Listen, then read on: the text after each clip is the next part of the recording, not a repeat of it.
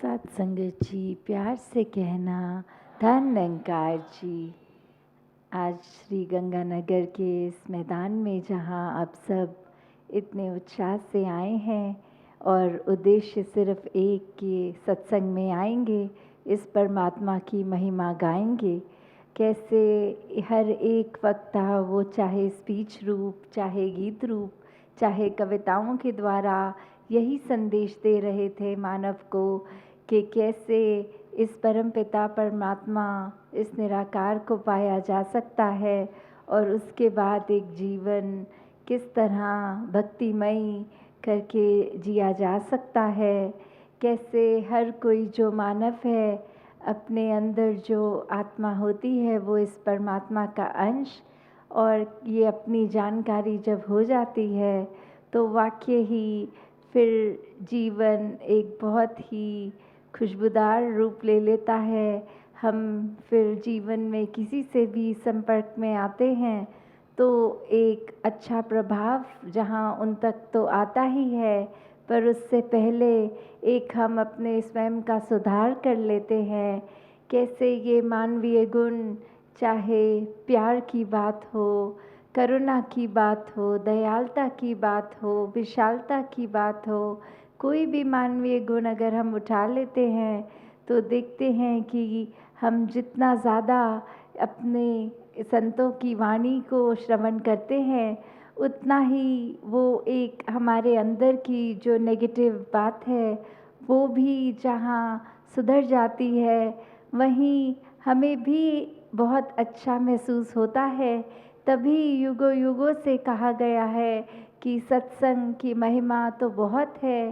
कैसे सत्संग में आकर जब भी हम कुछ चीज़ सिर्फ कानों तक ही नहीं सुनते, उसको मन में जगह देकर उस पे चलते भी हैं, तो कैसे ये जज्बा सत्संग के प्रति हर एक का जहाँ है वो और भी प्रबल होता जाए। और साथ ही जहाँ एक ये बात आती है कि फिर सिमरन की भी बात, सेवा की भी बात, तो सिमरन हर पल किया जा सकता है, उसके लिए कोई अलग से समय निर्धारित नहीं करना पड़ता। और कैसे सेवा भी हर पल हो सकती है, सिर्फ और सिर्फ उसको लिमिटेड किसी वेन्यू या सत्संग पे नहीं किया जा सकता। तो हम सब जहाँ हर पल मन से जब कुछ भी ये समाज के लिए, संसार के लिए कर रहे हैं, मन में सिर्फ एक सरेंडर्ड भाव हो, ये अर्पित भाव हो, और किस तरह फिर एक अहंकार के बिना जब ये मन हो जाता है कि हम अगर कुछ सेवा कर भी रहे हैं तो भी वो एक हमारी काबिलियत नहीं है, पर ये परमात्मा ने जो काबिलियत बख्शी है तो उसी के वजह से हो पा रहा है। हमें जो मिला है हम संसार तक भी पहुंचा रहे हैं। चाहे ये मिशन का संदेश भी कि कैसे हम अपना मुख जुला ये ज्ञान द्वारा जब कर लेते हैं तो ये अंदर से ही इच्छा आती है कि ये सच्चाई जो हमें मिल गई ये हर एक इंसान को इस संसार के मिले, तो कैसे फिर एक ये अपना सबसे पहला कंडक्ट, ये अपना व्यवहार ही बन जाता है जो एक किसी भी व्यक्ति को ये एक बात बोलने से नहीं, कर्मों द्वारा एक वो पोर्ट्रे हो जाता है, डिस्प्ले हो जाता है। तो जिस तरह हमने अपने मन में एक हमेशा अच्छाई रखनी है, वही कोशिश ये भी कि हम जब भी किसी के साथ हैं तो मुंह से हमेशा अच्छे वचन ही निकालें। कोई उस तरह बुरे वर्ड्स, गालियाँ इत्यादि अगर हम नहीं देंगे, उससे हमारे मन में भी एक कड़वाहट नहीं आती है। और साथ ही दूसरे को भी हम ऐसी कोई बात नहीं बोलते जो उनके मन पे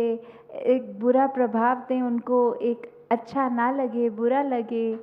तो जैसे हम अगर अपने खुद ही देखें कि हमारे जो ज़ख्म होते हैं तो वो एक अपने आप में ही, हम अगर देखें कि कोई चोट लग गई है या फिर किसी की बात कभी इस तरह मन में हमारे चोट पहुंचा गई, तो हमें उससे ये नहीं सीखना कि कैसे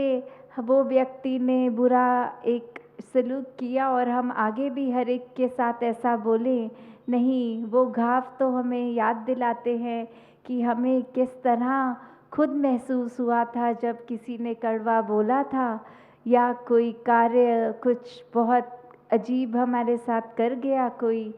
तो कैसे हमने अपनी ही लाइफ के वो एक्सपीरियंस से सीखा कि हमें दूसरों को बिल्कुल भी चोट नहीं पहुंचानी, सभी के आंसू पोंछने हैं। और जहाँ एक आए हैं संसार में अपने सारे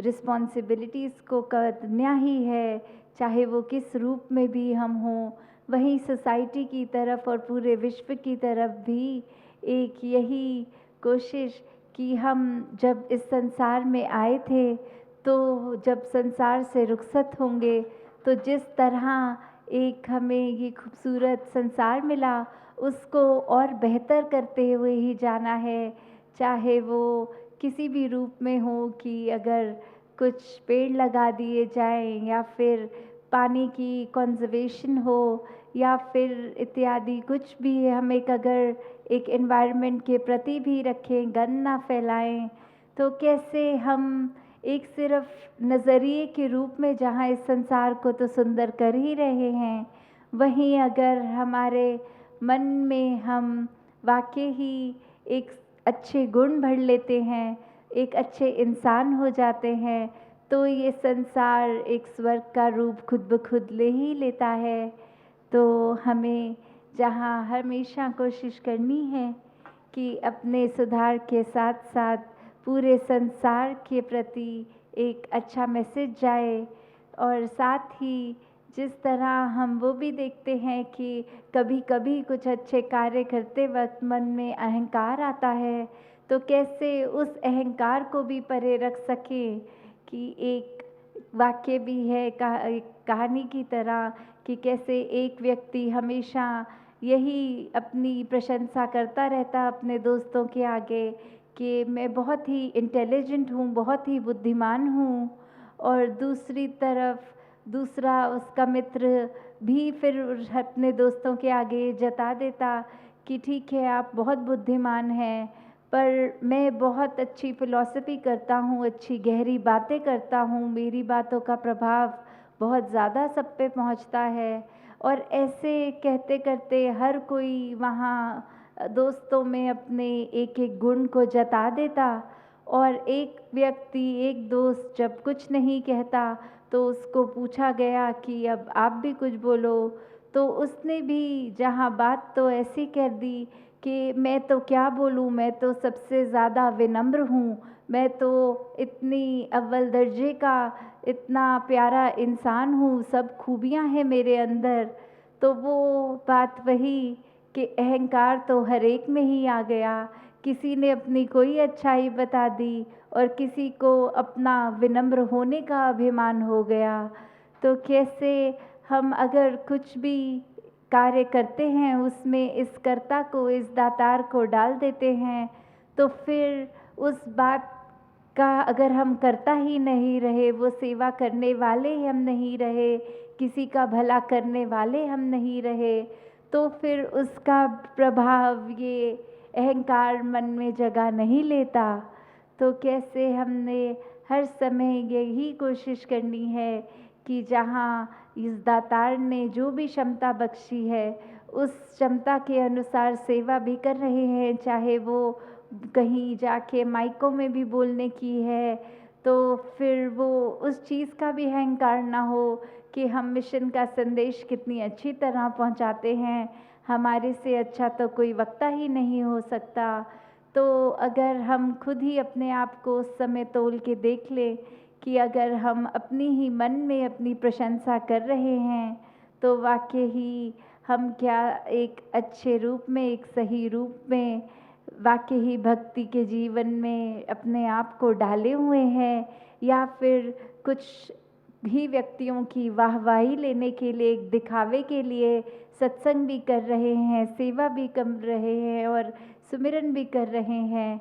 तो ये भक्ति तो सिर्फ एक प्यार का प्रमाण होती है भक्त और भगवान के, जहाँ हमने इसमें कोई इच्छा डाल दी कि अगर ये कार्य हो जाए तब तक तो मैं भक्ति करूं, जब ये कार्य मेरा मुझे मिल जाएगा तो मतलब भगवान ने सुन ली। तो अगर हम उस तरह से ही भक्ति कर रहे हैं तो फिर ये तो एक इच्छा की पूर्ति है, ये भक्ति नहीं। और वहीं अगर कोई शारीरिक तकलीफ़ या आर्थिक तकलीफ़ के कारण हम परमात्मा से जुड़ना चाहते हैं तो वो भी एक बात वही है कि कोई कारण है, कोई डिज़ायर है, कोई इच्छा पूर्ति के लिए ही हो रहा है।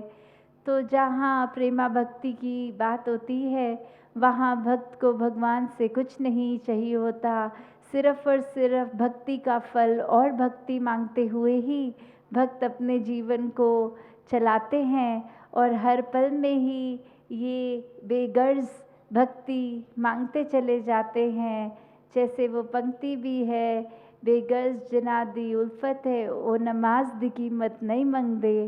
कि अगर हम कुछ वापस मांग रहे हैं कि अगर भक्ति कर रहे हैं तो परमात्मा फलस्वरूप कोई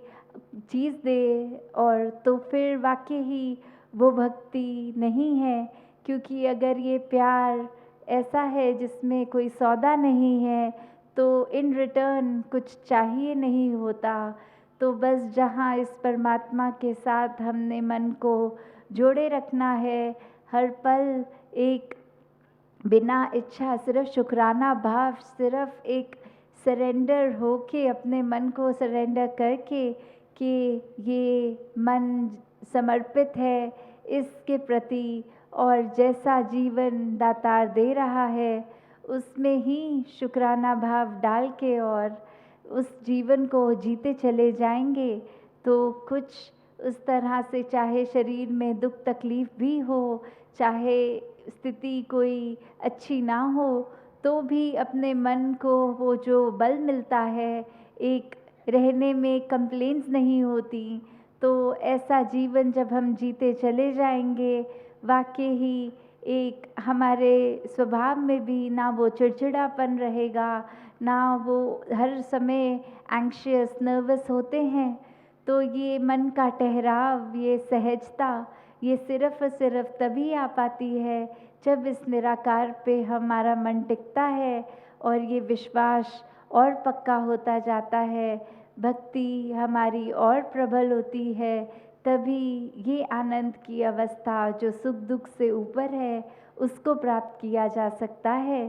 तो दासी और कुछ न कहते हुए इन्हीं शब्दों से आपसे आज्ञा लेगी। सात संगत जी, धन निरंकार जी।